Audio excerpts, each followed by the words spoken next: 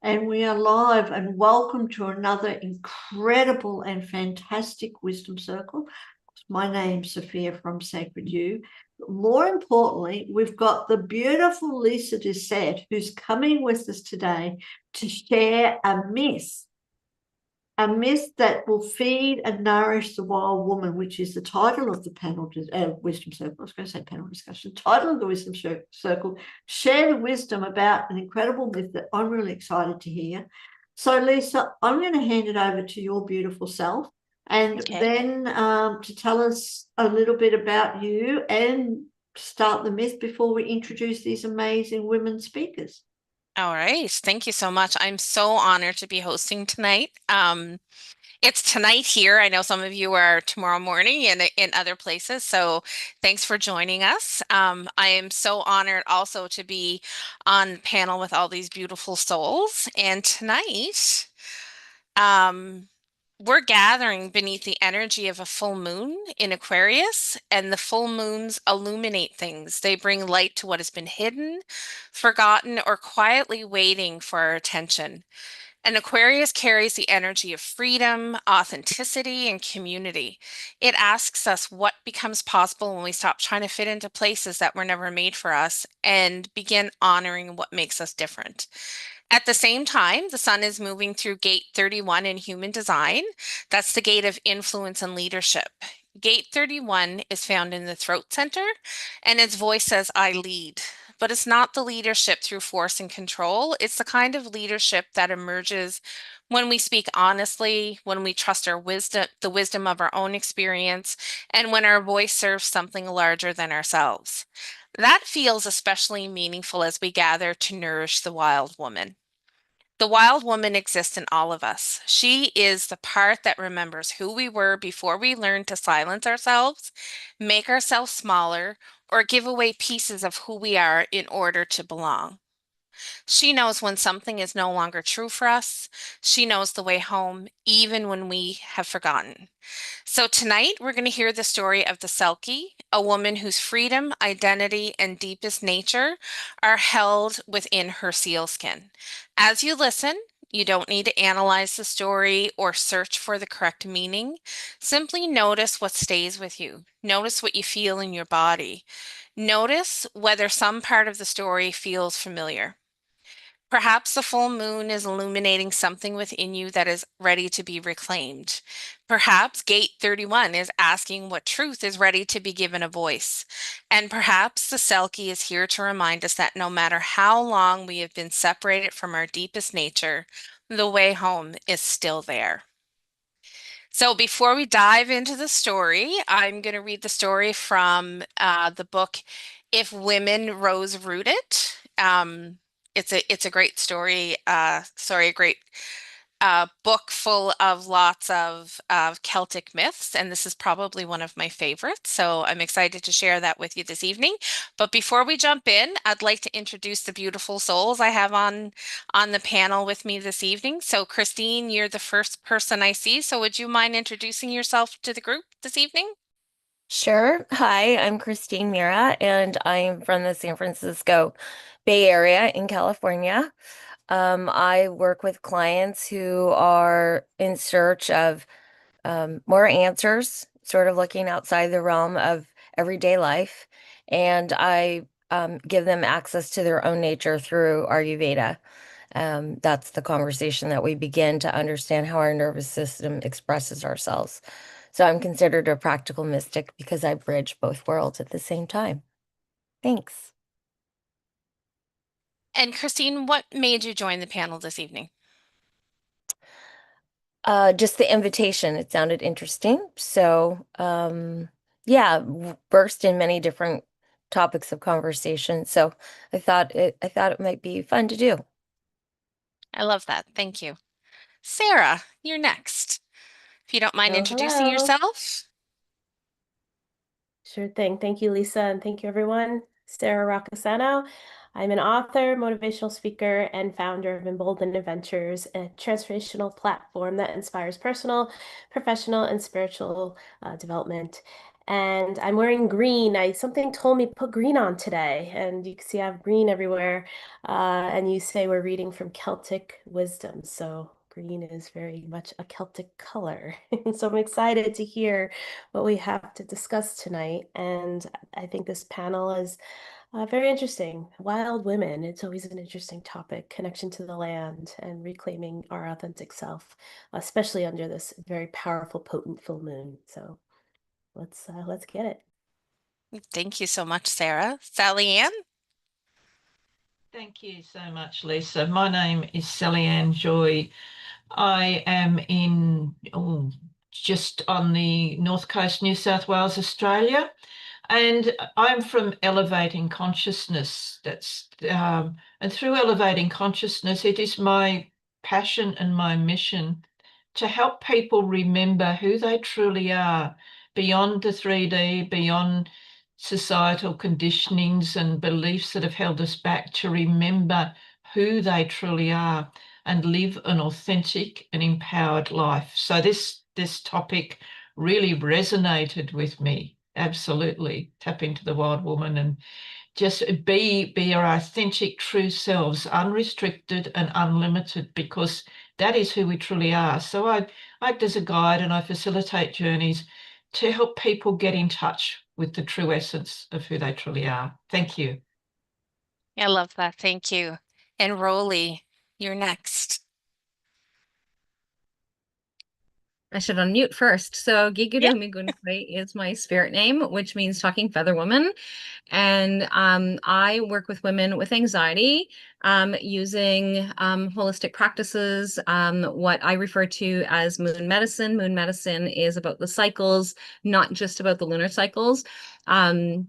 But bring in all of our own cycles, as well as the astrological cycles, and just being able to go through our own life cycles. And so I am in Northeastern Ontario, Canada, so a very small community in the middle of like nowhere, basically, but really, and in the middle of summer. And so just really enjoying this time. And what called me to join is I really love the conversations around the myths. And so it's being able to have these conversations about like how these all tie into to our realities, and then coming in and having these conversations, which allows us to be able to have these viewpoints, and bringing in all the people from around the world, that allows us to just have these beautiful discussions and conversations. And it's incredible to be able to see how the conversations end up going. So I haven't been able to jump on circles very often of other people's circles, and so I am really looking forward to being on tonight and having this conversation. Lovely. Thank you for being here. I'm really honored that you were all able to join me. I'm going to jump into the story now, but before I start, I'd like each of us to just settle in, get really comfortable, close your eyes, and take a couple of deep breaths just to ground yourself into the space, and to recognize that we're entering into a sacred space at this point. And as I go through the story, I just want you to imagine the story playing in front of you and see what resonates with you and where you feel most moved by the story. So again, the story is in the book written by Sharon Blackie, If Women Rose Rooted. It's a little bit of a tongue twister there, but the name of the story is The Selkie's New Skin. There is an island to the far west of these lands, close to the end of the world. Somewhere in your dreams you've seen it. Long white beaches, rocky coves, stormy seas. From the cliff tops on the westernmost shores, you might sometimes catch a glimpse of the Isle of Women, way out on the horizon. When the sky is blue and the air is still, which happens rarely enough in those parts. Here, the wind blows hard and long through the dark days of winter, and summer is precious and fleeting. Somewhere along the stormiest section of that westernmost coast is a high, inaccessible cave where they say the old woman of the world lives still with her companion Trickster Crow. But no one I've met has ever found that cave, though many have searched and many have drowned in the process. Maybe she's still there, stirring the soup which contains all of the seeds and all of the herbs and the essence of the growing and living things in the world. Maybe she's still there, working on the most beautiful weaving in the world with its fringe of sea urchin quills. The island's beaches are haunted by seals, neither common seals nor gray seals. I've never seen their like elsewhere. But then they're not just ordinary seals, they're selkies. And for one night every month, on the night of the full moon, they can take on human form if they choose. And it's said that on those nights they slip off their seal skins and dance on the beach under the moonlight. On this island, once there lived a fisherman. He was a handsome man with coal black hair and bright blue eyes, and he stood tall and strong. Although many of the local girls mooned over him and dreamed of being his wife, he never seemed to find anyone that represented the qualities he wanted. He was something of a dreamer, you see. They said that he was a miracle. They said that it was a miracle that he managed to catch fish at all, for all the time he would spend staring out into the sea when he took to his boat. He believed that love would come upon him like a clap of thunder or the crashing of the waves on the rock.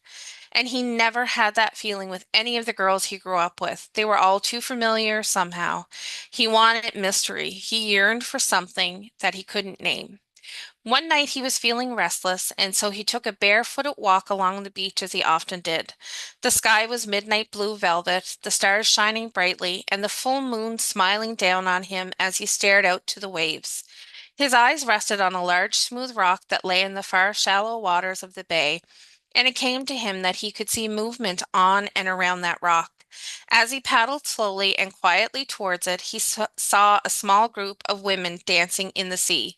Their hair shone like the moon, their eyes glistened like the stars, and their skin shimmered like milk in the water. Their bodies were long and graceful, their voices soft and lyrical as they called and laughed with each other. They were so beautiful that he stood quite still, drinking in the sight of them as they drifted further away from the rock, playing in the shallow water. After a while, he noticed a pile of what looked like animal skins lying on the top of the rock. Chilled to the bone and yet strangely excited, he recalled all the old tales about the Selkies. They could change into women, he remembered, by slipping off their seal skins. Without those skins, they would remain human and trapped on the land, unable to return to their home beneath the waves. The man was overtaken by a strange yearning as he watched the women in the sea, and a feeling crept over him that this was the mystery he had been looking for all his young life.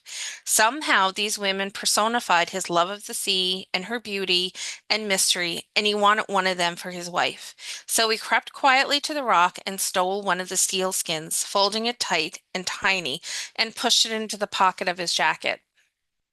After a while, the women called to one another and began to swim back to the rock, each one finding and putting on her seal skin, transforming herself back into a seal in the wink of an eye, and then slipping away into the water, disappearing beneath the waves. All but one of them. She searched high and low, clambering over the rocks and diving into the sea around it, but she failed to find her skin. Seeing her distress, the man stepped out from where he had been hiding behind the rock. I have your skin, he said to her, but I don't want to give it back to you. Won't you stay with me and be my wife? The seal woman shook her head and shrank back from him, but slowly and carefully, as if he were gentling a wild animal, the young fisherman stepped closer to her. As he looked into her eyes, he saw hers change, widen, soften. 7 years, he whispered to her, just 7 years. Give me 7 years, and then I'll give you back your skin. After that, I'll let you decide. If you still want to leave after 7 years, then I'll let you go. And at that moment, the first light of dawn crept into the sky, and the glow of the moon began to fade. Reluctantly, then, the woman went with him, understanding that without her skin, she could do nothing. She had no choice. But he seemed to her to be a handsome young man and strong, and his eyes were kind for all that he visited his fate upon her. With one last yearning look over her shoulder, she waved goodbye to her sisters, their seal heads popping up from the sea, their eyes glinting like dark jewels in the fading moonlight. The young man was happier than he'd ever imagined he might be possible. As he lay beside his wife in bed at night, he fancied he could smell the sea, and as he listened to her breathing beside him, he fancied that he could hear the whisper of the waves. He was content. As for the seal woman, she bore him a daughter 9 months after they were wed. At first, she seemed happy enough with her life and her child. Mara, she called her, after the sea. She would take her daughter down to the shore and teach her the ways of the lore of the waters, telling her stories of her people and of the other mysteries beneath the waves. The child loved the sea with all her heart, but she was half human, and so she loved the land too, and she could not imagine ever forsaking it. She was at home in her skin and knew her place in the world, but then so had her mother been when she was her daughter's age. The Selkie did her best to look after the child and care for her husband, but as the years went by, things began to change. He went away from the house more often, either fishing or drinking with his friends in the local inn, and she was left alone. She began to creep out by herself at night, stealing down to the shore, looking always for her sisters. But they had abandoned that beach on the night she was taking, fearing that the same fate would befall them. So she watched and she wept, and all hope began to fade as she became more and more sorrowful. Her skin began to dry up, and her eyes and her hair grew even more dull. When the 7 years were up, hating herself for needing to leave her daughter, but knowing that she must find her way back to herself, which could only come with finding her way home, she asked her husband if he would return her skin. But he simply laughed and refused. She was still the most beautiful woman on the island, and she was his. Why would he ever let her go free? The seal woman grew slower and sadder. Frightened that she might lose her, Mara asked her if she was ill, and finally her mother told her that she was fading from yearning for her lost home beneath the sea. Fading because although she loved her husband still and loved her daughter even more, she was stranded in this place where she could not find a way to belong. Mara feared the blank emptiness that had begun to reside in her mother's eyes, and so she started to search for the Selkie's lost skin. She searched every part of the house and every part of the land, but she couldn't find it. She searched and searched until she exhausted herself.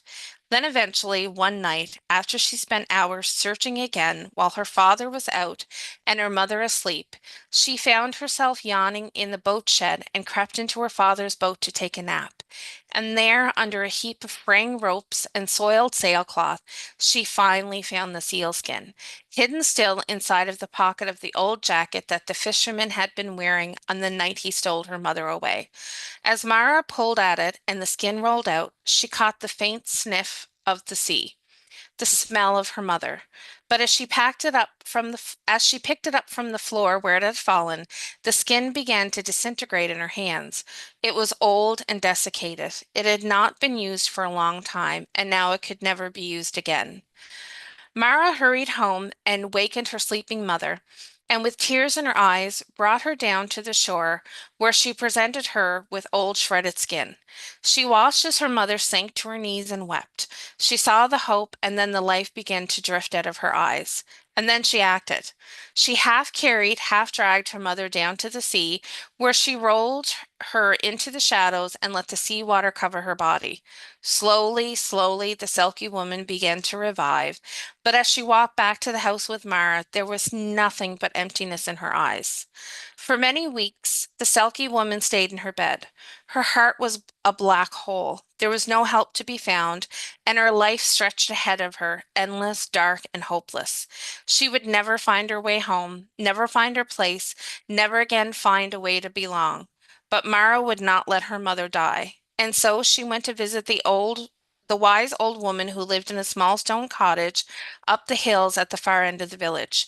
She asked the old lady what she should do to help her mother, whether indeed anything could be done. Your mother must help herself, said the old woman. You cannot do it for her, and though I know the ways of herbs and moss and the paths that animals take through the old woods, I do not know the ways of the sea. But there is one who does, and if your mother can find a way to her, it may be that she will tell her how she might be saved. And so Mara went home and told her mother that she must find the old woman of the world, who was sometimes to be found in those days still. If you had endurance enough to make the journey and courage enough to face her in the darkest of her cave. At first, the seal woman said that she could not possibly follow this quest. She was too tired and she was too ill. The way would be too difficult and there was no guarantee of success. But Mara would not let the subject go. She pleaded with her mother and pleaded some more, and then she wept. And finally, one morning, the Selkie could bear her daughter's despair no longer, and she roused herself up from her bed and put on her strong boots and wrapped herself in a warm cloak. She took nothing else with her, for the old lady had told Mara that the journey must be made while unencumbered with unnecessary things of the world. The Selkie did not know where to go, not really. All she knew was that she would find the old woman of the world somewhere on the high westernmost cliffs of the island. And so, pulling her cloak tightly around her, she began to walk north. She walked in the rain along beaches with the wind so strong in her face that every step took twice as long as it ought. She clambered over rocks so slippery that she fell constantly into the water and had hardly the strength to haul herself back out. Her boots were cold and wet and heavy, and her heart was heavier still. At night she shivered in geodes and cowered in coves. She drank from icy burns and ate seaweed for her only nourishment. It was hard, and she was weak. And then one wild day the storm raged more fiercely than ever, and the wind finally whipped away her cloak and carried it over the top cliff where she was walking and on down to the sea. She sank to her knees and lay her forehead on the ground and began to despair. But as she knelt there, a strange rumble in the ground below her set her body vibrating, and she threw back her head and listened. And it seemed to her that carried on the wind, in snatches, she heard a woman singing a song somewhere down below, somewhere deep inside the cliff. And it seemed to her, although that the strange shuddering rumbles she had heard sounded something like the noise of a spinning wheel might make, if pedaled furiously by someone who was skilled in the art. She stood and looked around her and walked and peered and poked until she finally came upon the first step of the long stairway, which was cut into the face of the cliff, seemingly ending in the sea, narrow and slippery, precipitous as it could be. She closed her eyes and took a deep breath, and slowly, carefully down the stairs she went. And at the bottom she found the cave of the old woman of the world. The old woman herself sat there, spinning a fine thread shining with all the colors that ever existed, on a rich golden wheel in front of an enormous frame, on which was displayed the most beautiful weaving that had ever been created, fringed with sea urchin quills. The old woman turned and looked at the Selkie. So you've come to find your skin, she said, and it was all the seal woman could do to hold herself erect, to lift her chin and stop her teeth from shattering, and to nod a faint yes. The old woman beckoned her over to a glowing fierce fire at the back of the cave, over which an enormous cauldron bubbled, and it seemed to her that the steam rising up from the soup in that cauldron contained the scent of all the seeds and all the herbs and the essence of all the growing things in the world. She sat, and the warmth began to creep back into her bones, and she listened while the old woman spoke. So your old skin was no use anymore, she said, looking long and deep into the fire and nodding, as though she could see pictures in the flames. That's the way it goes, often enough. I've heard all the stories they tell of Selkies who find their own skin and slip them back on, and away they go out into the ocean and live happily ever after, just as if nothing ever happened to them and nothing had ever been learned. That's all well and good, but it doesn't always work out that way, and sometimes it shouldn't. She passed the Selkie a cup of something hot and herbal and sweet, and she took it gratefully and sipped. And it seemed to her As she sipped, all that strength and vitality she had lost began flooding back into her bones. "You've done well to make it this far, daughter," the old woman said, "but there's more for you to do before you're done." And she told the Selkie what she must do. The Selkie set off again when her tea had been drunk, fresh and fit as the day her husband had first discovered her there on the beach. The sea was calm now and the air still, and she found the curragh at the base of the cliff, just where the old woman said she would find it. And she climbed in, and slowly she rowed across to the tiny island a mile to the north and a mile to the west. She brought the curragh to rest on the long white strand in a calm sandy cove on the north side of the island. And there too she found the cave of the old woman told her she would find. As she entered the cave, she saw what she had been told she would see, and her hands flew to her mouth as if it was all she could do not to turn and flee and throw herself into the sea and wait to die in grief. For there in the center of the cave were the skeletons and skins of 11 dead seals. These were no ordinary seals, neither common seals nor gray seals. They were silkies, and they had been killed and then skinned and left so that their flesh had disintegrated, and all that remained of each of them was a pile of bones and a skin beside each pile, shining silver in the dim night of the cave. 11 skeletons and 11 skins. The Silkie crept close, dread in her heart, but there was no help for it, for she knew her 11 sisters. She knew them in her heart, and recognizing the markings on their beautiful silver skins. A seal hunt, the old woman had said, and the corpses abandoned by the men in the storm, ready to be picked up some finer day. But the hunters had never returned, and the bones and the skins of the Silkie sisters had rested in the cave ever since. But there was more to be done before she was done, and so she did as the old woman had told her. She lit a fire in the darkening cave, and she sat vigil over the skins and the bones.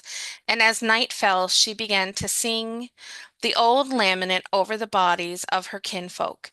No one knows the language now, no language that is usually written. But here are the words she sang. It's in Gaelic. As she sang on the As she sang on, she heard a rustle out in the cove beyond the cave, and through the growing gloom she peered out and saw an old gray seal crawl up to the sand and make its way into the cave. And the gray seal, who she saw was an old Silkie, began to sing the song too. And as the old Silkie sang, throwing back her seal head, for the moon was new, and she could not take her human form unless the moon was full, a wondrous thing began to happen in the cave.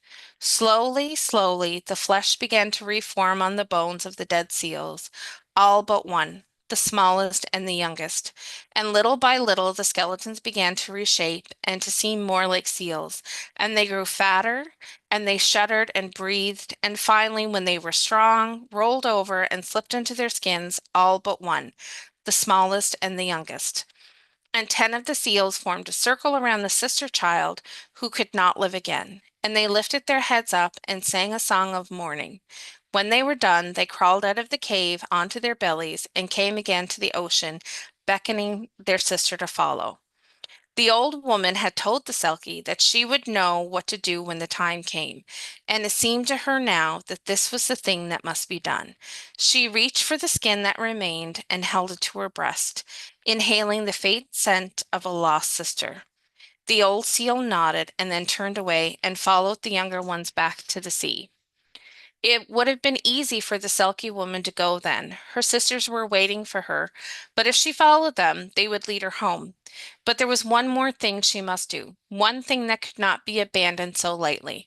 So she folded the tiny skin in tight and tucked it safely into the belt of her gown. And she found the curragh on the beach, and taking up the oars, she began her long return. She came home tomorrow when her husband was away fishing, and she took her down to the sea and told her all that she needed to know. Mara was still young, but there was something in her that understood that she must let her mother go. She could see that the seal women wanted to stay with her, but something called to her, something so deeply a part of her nature that she could not and must not resist it. The need to find her place, to find her element, and to find her way home. And so the time came for them to part. Taking her daughter's face in her hands, the Selkie looked deeply into Mara's eyes and breathed into her lungs 3 times. Turning to the sea, she began to sing a strange song in a high voice. She pulled out her sister's skin, newer than her own, younger, less marked by the cares and woes of the world. But it was the seal woman's bones and the skin that the skin covered now, and which shaped it. The two merged together, the old and the new, and in this merging, a new form was created. With one last long look at her daughter, the Selkie slipped into the sea and vanished beneath the waves. The daughter and her father mourned long and hard. Mara would often go down to the shore at night, hoping to catch a glimpse of her mother, but she never came. And then, exactly 1 year later, on the anniversary of her disappearance, Mara's patience was rewarded. A seal was sitting on the rock, and as it saw her approaching, it slipped off its skin, and there she was, her mother. And yet somehow she was different. Her eyes and her hair and her skin were shining, and something in the way she held her body told Mara that she was at peace and at home with herself once more. And so it happened afterwards that once a year, on the same anniversary of her departure into the sea, on the night of the closest full moon, the Selkie woman would come to the beach and talk with her daughter and tell her stories. She taught her to sing the song that she had sung in the cave, the song that would call her Selkie kinfolk. She taught her the song so that one day, if she should choose, she could take to the sea. She taught her the song that would sing her soul back home. The seal woman's sea joy, the Selkie called her song, though it had once been known as a song of mourning. For all mourning may be transformed into joy if you have endurance enough to make the journey and courage enough to face the old woman in the darkness of her cave.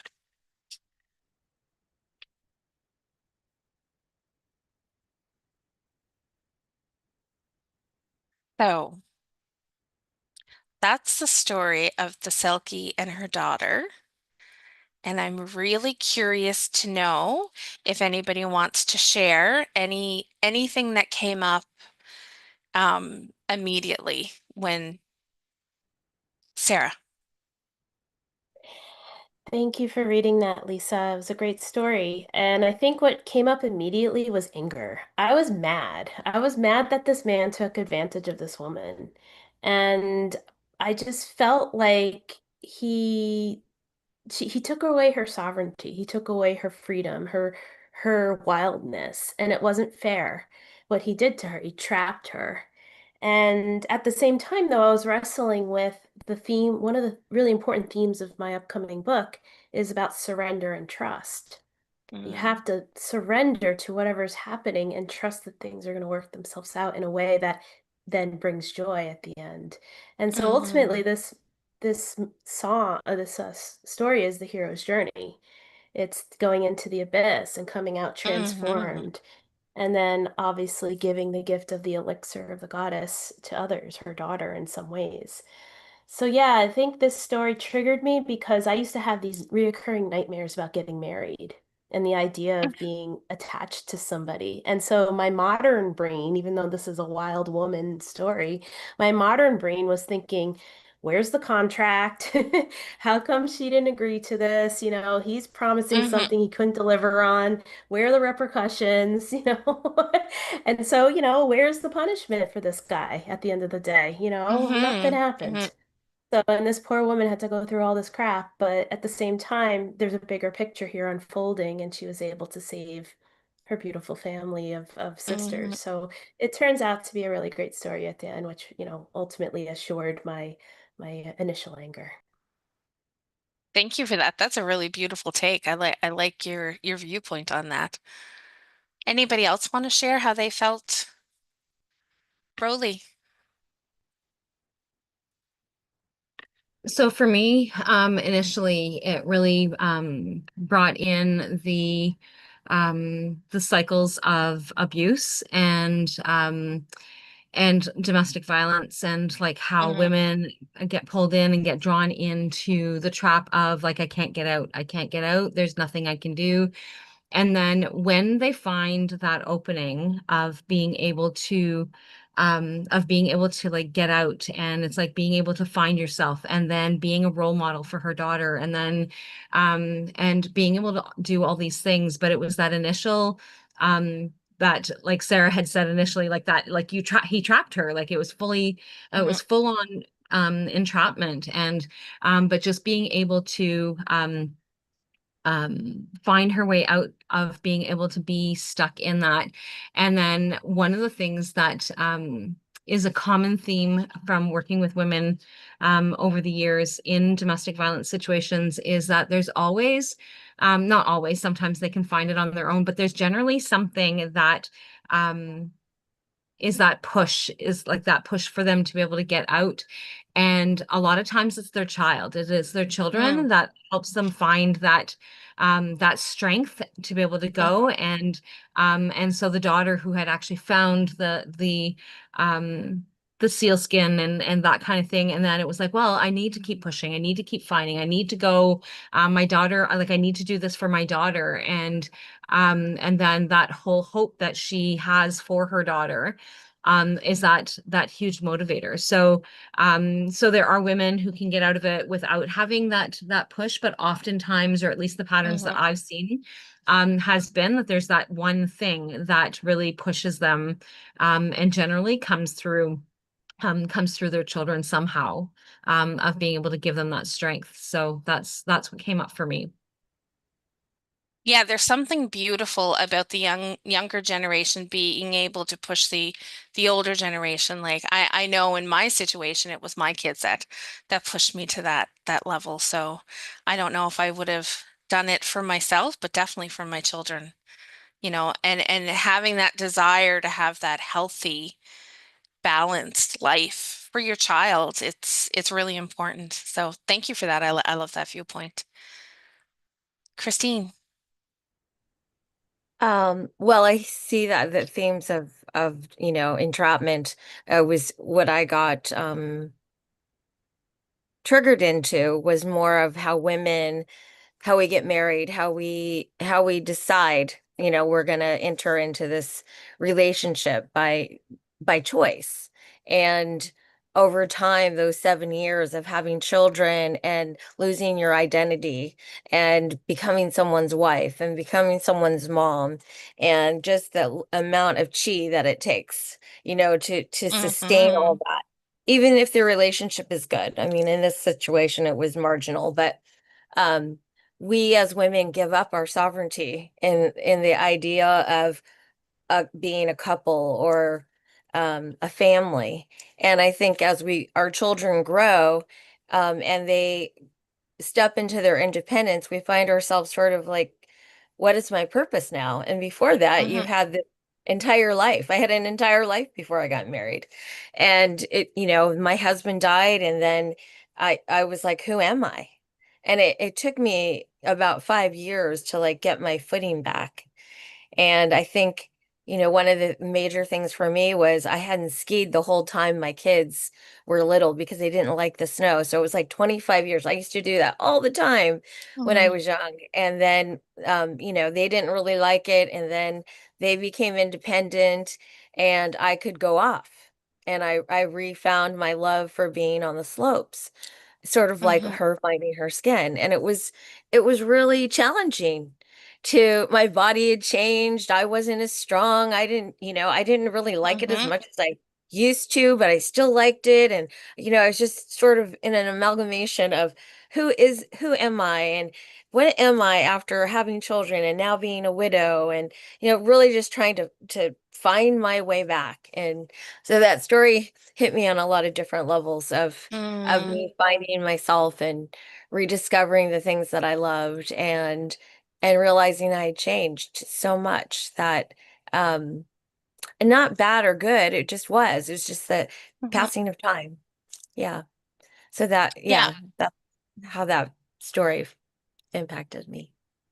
I also found it interesting that the husband, over that 7 years before she asked go back to the sea, that he found his independence and left her with the responsibilities. Like it said in the story that he was spending more and more time away from the home with his friends or fishing, or so there's that whole dynamic too where the moms are the caretakers and the home managers, and the dad somehow, and I know this isn't in every situation, but it's definitely highlighted in the story and in a lot of women's lives, that there, there is that, again, you kind of lose your sovereignty, but it doesn't seem like the man or the father figure seems to have the same implications. So thank you Well, for that. Thank you men for continue sharing. men continue to work while Yeah, women are birthing and raising children. And yeah, so their worldly identity is still intact all the way through yeah, while yeah, they're raising kids. And so yeah. they don't have to ever lose it. They don't ever have to figure all of that out. I mean, Mm-hmm. sometimes, but I think for the majority of men, they still get their sovereignty even as they're married because they're the head of household. Mm-hmm. They're you know what I mean? It's like Mm-hmm. we not that I agree with this, but I remember the minister saying to me, "Oh, now you're chattel." I'm like, "Excuse me?"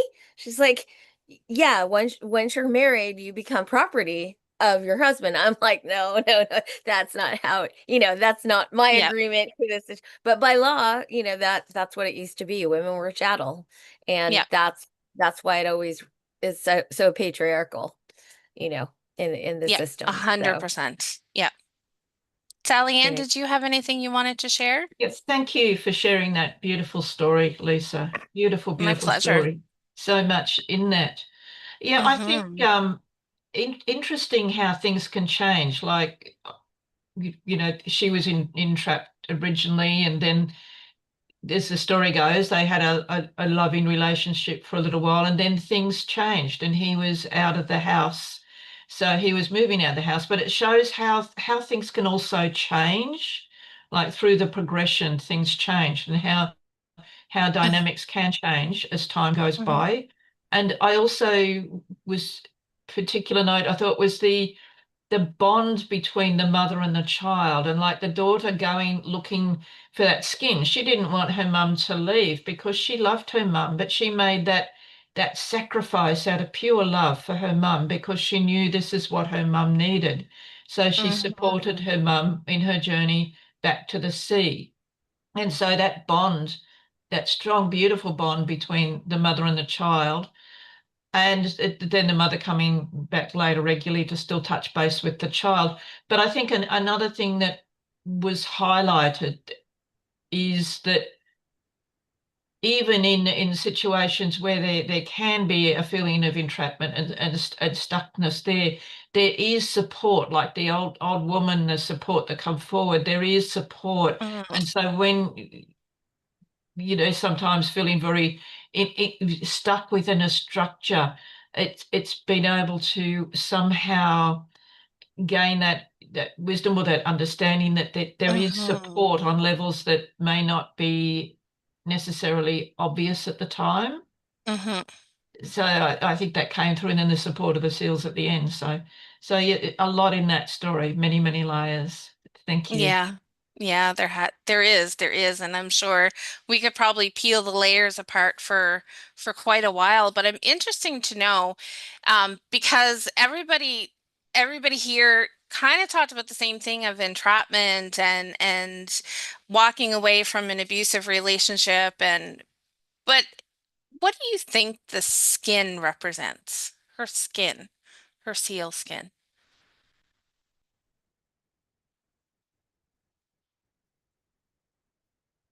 Rolly.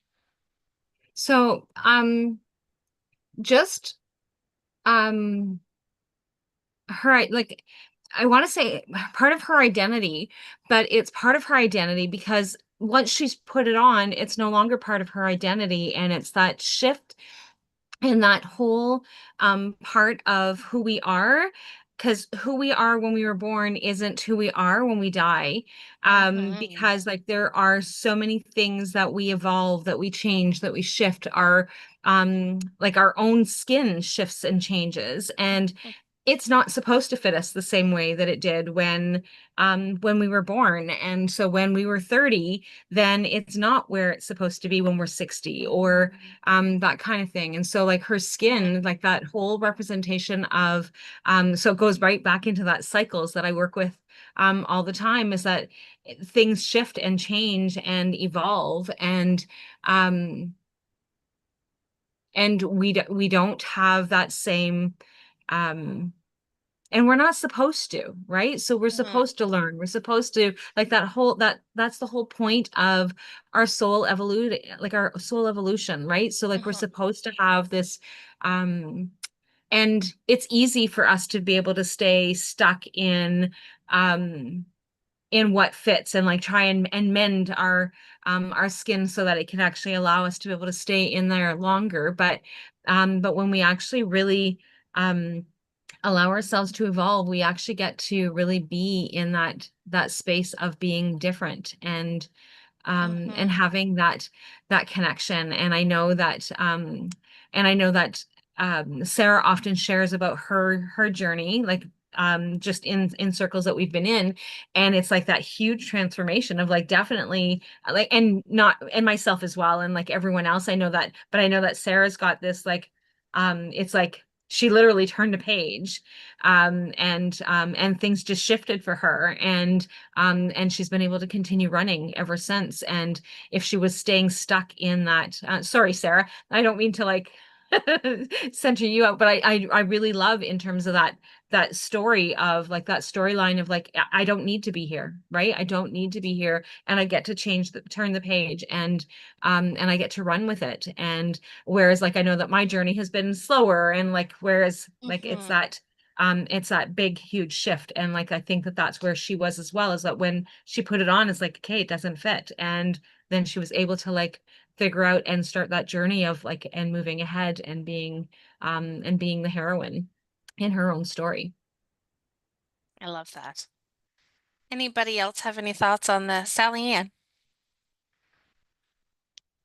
Yeah, yeah, talking about the skin, yes, it didn't fit, and the old one had withered up and all that. But she found a new skin. So it's still about, to me, it's about going back to that authenticity. Yes, we change and we grow and we develop through our life experiences. And that's, to me, come in here, we choose to come here and have this human journey, and come in here for our soul's growth and our soul's development.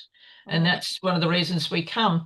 And so in that story, yes, she had, the original skin didn't fit, and she had a whole journey in human form, and she changed, so the skin wasn't going to fit, but she was then able to have a new skin with that support coming in.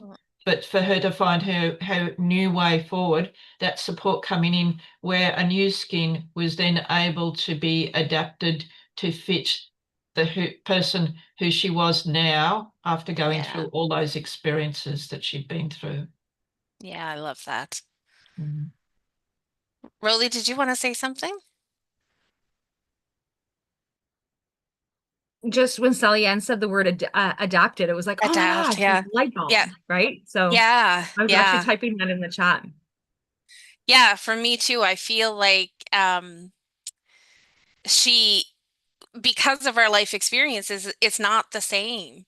We're not the same people we were. So she wouldn't have been the same person as if she had to put their skin on and went back the same night. Sarah. When I think of the skin, and thank you, Rolly, for that beautiful some explanation of my story. When I was envisioning the skin, I was envisioning it as your magic cloak, this beautiful sort of navy dark blue sparkle essence. Like it's Yeah. just this magic cloak that is one with the ocean, one with the wisdom of the divine, one with, your creator in some ways, right? Your true sort of soul self. I think what Sally Ann was getting to. And like Merkaba, maybe your kind of blueprint of your kind of aura. And then this guy takes it away. I'm still stuck on the fact that this guy took it away. Like, where do you get the right to take away my wildness, my realness, my truth, my connection to the divine? Like my magic. Like, what the heck, man? Like, this is where I'm still stuck. It's like, you have no right to take that away. You have no right to hide it from me. You have no right to ruin it and treat it with disrespect and then put Mhm. me as a caged animal in a way that an orca is in SeaWorld. That's what kept going with me is she's stuck now in this cage, this tank, this poor thing. And so when she was able to get her skin back, it was even more magnetic, all more amazing. And I think that had a lot to do with the journey that she went on. Again, the gift of transformation. And she reclaimed her wildness, her power, her connection to the divine, her truth. And that guy, freak him, go away. Like, let him, answer to what he had to do at the end. And she really wins, and so does her daughter in some ways. And, back to that magic, that beautiful sparkle, the Mhm. beautiful navy blue color. I love Mhm. that. That makes me feel good with the color. Oh, I love that. I think that's beautiful. Christine, did you have any thoughts on the skin? Yeah, I mean, I think for me, the conversation is about choice all along the way. You know, she could have fought in the beginning to get her cloak back and not agree to the seven years.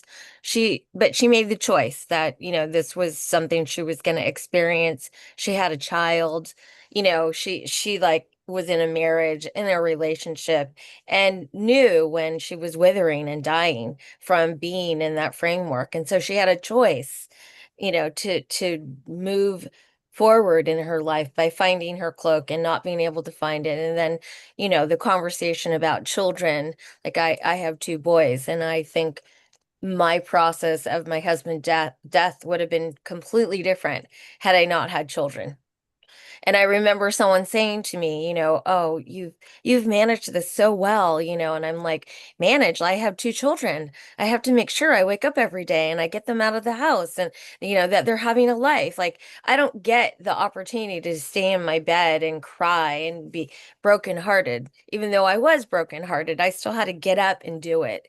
And so I think that whole conversation is about her soul, finding Mhm. out or making the choice about growing and changing and finding the gifts that her daughter gave to her, and that she found her wisdom, her life, her essence again, and she got to sing it, and bring back her sisters. Like there's so much evolution and expansion and growth in that woman's soul that she got to experience before Mhm.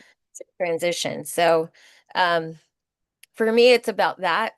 It's about like suffering and having something hard happen to you and still get up and keep going and keep doing it and, know that there's something in your future. Might not be exactly what you want, might not get exactly where you want to be, but and I think in our political climate, when you lose hope, which I have at times, um, it makes life just so much harder than Mhm. Mhm. to believe that there's something better or that. And thank God for all these people resisting and having these positive um stories to tell me, because I can be really sad at times thinking about my country. Yep. So, Yep. yeah. I Anyway. find it interesting that the daughter has, like, just to pick up on your what you're saying about choice, is the daughter has the choice to wear her human skin or her selkie skin. So she's got the magic of both, and she has that choice. And I find that incredibly beautiful that that's a gift that she got from both her mom and her dad. Even though, Hmm. Sarah, I'm with you, I feel very angry at the dad for taking away the lady's sovereignty. So we're almost at time, but I want to ask each of you before we go, what can each of you do to protect your skin and to protect your magic? I can answer that. For me, it's about speaking truth, speaking your truth. You know, like I was in a situation this weekend where the person was very scattered and a little bit narcissistic. And everybody in the community would always say, but she's so nice because she's an amazing practitioner and she's an amazing healer. So they put up with her antics. And I didn't. And so I became the troublemaker. But I was not going to succumb to the chaotic situation and bow down to her and and I wasn't confrontational and I wasn't like taking her out, but I just stood in my truth of knowing what was real for me and what was transpiring. And I didn't need to make her feel bad and wrong. I just needed to know I needed to navigate myself like this. And I just stayed peaceful and calm through the whole thing. And I think that was even more irritating for her because I think she's used to like grabbing people's juice and, controlling the Mhm. situation. So, it was good to realize like I have become emotionally mature. Yay! It's only taken me 60 something years, but yay! So, Thank you. Sally Ann? I think energetic discernment is a good thing. Like when you're in those situations, as Christine shared, know what's mine, what's not mine, and don't let other people's stuff impact us energetically. So energetic discernment, being grounded and just understanding what's ours, what's not ours, being authentic and self-love, and know when we need to put up boundaries and when we need to take time for ourselves is really important. Mm-hmm. I Thank you. agree. And sometimes those boundaries can be really scary to put up, but somehow when you're left standing in your courage, it's such a relief. It's empowering too. It's It's empowering. so empowering. Yes, absolutely. Way more powerful than we realize, and Yeah. we need to remember that we're a lot more than this 3D disguise. This is not who we are. We are way more powerful than we Exactly. realize, and just Yep. standing in our power with love, but Mm-hmm. standing in our power with love and gratitude. Thank Mm-hmm. you. I love that. Thank you, Sally Ann. I concur with Sally Ann. I think that is right. You have to know your power. You have to know your worth. You have to know your sovereignty, your connection to self and your higher power. And that's a learning process. And I don't blame her for taking her skin off and frolicking, but now she knows after going through the challenge and the trials and tribulations and the struggle. And I think Mm-hmm. now she's wiser as a result and she knows what it took to get back that sovereignty. She went to the ends of the earth. She struggled. She nearly died. And here she is through the hero's journey, the gauntlet. And now I think she has a greater appreciation for who she is now as a result. Mm-hmm. She worked hard to get back what is hers. And I think that is a beautiful lesson. I got goosebumps just thinking about it. And here she is now standing in her power as a wise woman, leading the Mm-hmm. way and being a beautiful example for others. I love that. I can just imagine how empowering it must be for her to wear that skin, that beautiful skin, and be such a a great role model for her daughter and show her daughter what it looks like to be empowered. Thank you for that, Sarah. Roly, do you have any? Yeah, so for me, it's really about having that reminder of like going back again to that authenticity and being true to yourself um and being able to um be okay with the choices that you make, even if they're like not the most popular. And Mm-hmm. because if it is your truth, your experience, whatever it is that works for you. And I know that um in the last little bit, that's been one of the things that like I know who I am and I know what it is that I need, and I've been through this and I'm good with where it is that I'm at. And but sometimes you still get those people who just kind of like creep in and then makes you have to go back and think about. And it's like, no, this is my journey. This is where I'm at. This is where I'm okay with. And so as I've been really working through my final draft of my book, there's one particular chapter in my book that really talks about like my own journey of moving through the stars and like really tapping into that like the trials and tribulations that I've had and that I will have. Like I know that my life's not over as I write this chapter, but being able to like know that where I've been and the choices that I've made have been the choices that I've needed to make for me based on where I was at that moment and in that time.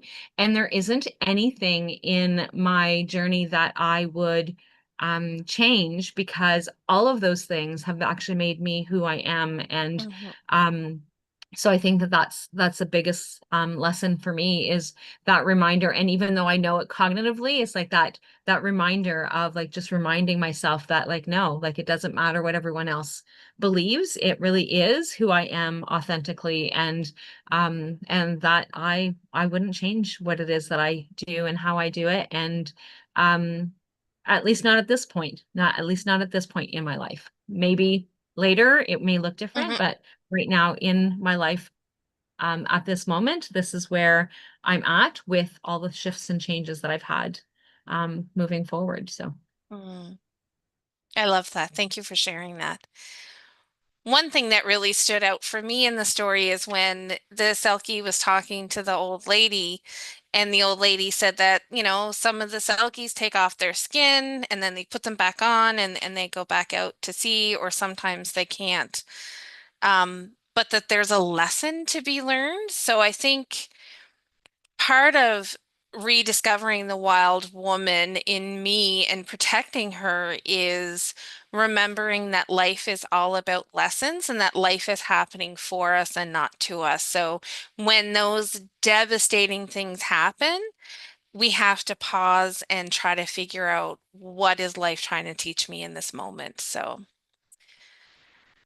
thank you so much, ladies, for joining me this evening or tomorrow, depending on where you are. This was absolutely amazing. I love this story, and I'm so honored to be able to share it with the four of you and get your input and the beautiful messages that you all gave. So thank you from the bottom of my heart. And thank you, Sophia, if you're back, for allowing me to facilitate this beautiful gathering. And I'll hand it over to you now. I'm back, Lisa, and I just want to thank you, because what a wonderful story for your first facilitation of a wisdom circle. It was amazing. I love the story of the subject. I've heard it before. It's really, you know, it's something that is relevant for us all. You know, about really being true to yourself. So I want to thank you and honor you for sharing that, and for the beautiful Christine and Sarah and Sally Ann and Rolly or Giga and Miigwonkwei for joining us again for another Wisdom Circle. And for anyone out there who is watching either the live or the replay, do click on the links below, reach out to these amazing women. And while you're there, come and check out Sacred You. You know, we've got all the links for everything else. I do believe Lisa will be coming back, not in the not too far distant future, with other wisdom circles. Looking forward to that. Plus, we've got other ones coming up again very soon. Click on the links and check all that out. And until then, have a beautiful day or evening wherever you are in this amazing world. So thank you. Thank you.